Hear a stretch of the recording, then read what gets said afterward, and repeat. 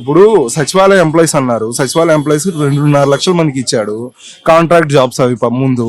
ఇప్పుడు పర్మనెంట్ చేశాడు కదా, వాళ్ళకి 25,000 శాలరీ వస్తుంది కదా, గవర్నమెంట్ జాబ్స్ అయ్యాయి కదా, అట్లనే చేస్తాడు, చేసుకుంటూ పోతాడు. ఆయన చెప్పినవన్నీ అయితే చేయకుండా ఆపలేదు కదా.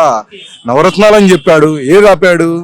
ఏది ఆపలేదు, చెప్పినవన్నీ చేశాడు మాట తప్పకుండా. నువ్వు ఓటెయ్యకపో, నువ్వు తనవాడివి కాకపో, ప్రతి ఒక్కటి చేశాడండి చెప్పినవన్నీ.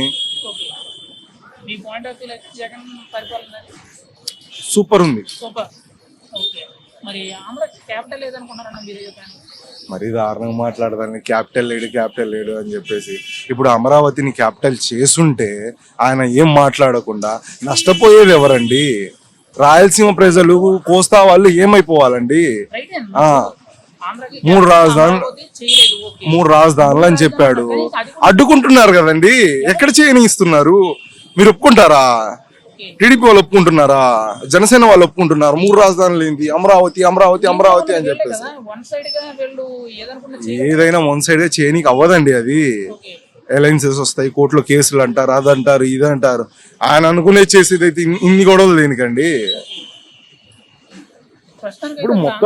ఇప్పుడు మొత్తం డెవలప్మెంట్ కావాలి అని చెప్పేసి ఆయన వైజాగ్, అమరావతి, కర్నూలు అనుకుంటున్నాడు. 3 ప్రాంతాల ప్రజలకి సమకూలంగా మంచి జరిగేలా. వీళ్ళు ఒప్పుకోవట్లేదు దాని మీద కృషి చేస్తున్నాడు, కష్టపడుతున్నాడు, చేస్తాడు. ఇప్పుడు అమరావతి ఒక్కటే రాజధాని చేస్తే కర్నూలు వాళ్ళు ఏమైపోవాలి? రేపు ఇప్పుడు తెలంగాణ, ఆంధ్ర విడిపోయినట్టు కోస్తా, రాయలసీమ విడిపోతుంది. నష్టపోయేది ఎవరు?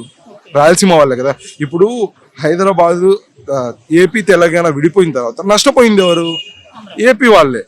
తెలంగాణ వాళ్ళు ఏం నష్టపోలేదు కదండి. అది కూడా చూసుకోవాలి కదా. ఇక అవి మొత్తం ఇప్పుడే బీడు భూములు అవి మొత్తం. రాయలసీమ అంటే చాలా వెనుకబడిన ప్రాంతం. మళ్ళీ ఇప్పుడు అమరావతిని డెవలప్ చేస్తే అదేమైపోవాలి? చాలా ఇబ్బంది పడిపోతారు వాళ్ళు. మళ్ళీ ఆ రాష్ట్రం పుంజుకోవాలంటే మళ్ళీ ఇంకో 50 సంవత్సరాలు వెనక్కి పోవాలండి. చూసుకోవాలి కదా మొత్తం. మంచి విషయం అండి, చాలా మంచి విషయం. ఇంకో విషయం, రాజధాని లేదు అంటారు. రాజధాని లేకపోవడం వల్ల సంక్షేమం ఏమన్నా ఆగిందా?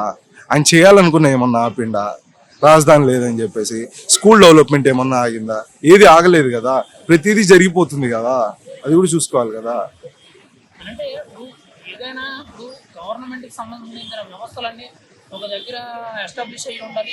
మనం ప్రజలనే వాళ్ళు దాని అవసరాల కోసం మనం వెళ్ళేటప్పుడు ఖచ్చితంగా, ఇప్పుడు సపోజ్ తెలంగాణ ఉంది, తెలంగాణ అసెంబ్లీ ఎక్కడ ఉంది, ఫలానా క్యాపిటల్ ఇది, తెలంగాణ క్యాపిటల్ వచ్చాడు హైదరాబాద్ అని ఎలా చెప్పుకోగలుగుతున్నారు? ఆంధ్రాకి కూడా ఒక గుర్తింపు అనేది ఉండాలి కదా. వస్తుందన్న గుర్తింపు అనేది. ఆయన కృషి చేస్తున్నాడు, పక్కా వస్తుంది. రాకుండా అయితే ఉండదు. ఆయనేమో వదిలే మనిషి కాదు, వెనక్కి తగ్గే మనిషి కాదు, వీళ్ళ మాటలు విని అమరావతిని రాజధాని చేసే మనిషి కాదు. ఆయన విజన్ ఉంది, ఆయన చెప్పింది చేస్తాడు. చెప్పింది ఖచ్చితంగా చేస్తాడు. జగన్మోహన్ రెడ్డి మళ్ళీ ముఖ్యమంత్రి అండి, పక్కా. నేను చెప్పా కదా, 151కి తగ్గవు, ప్లస్.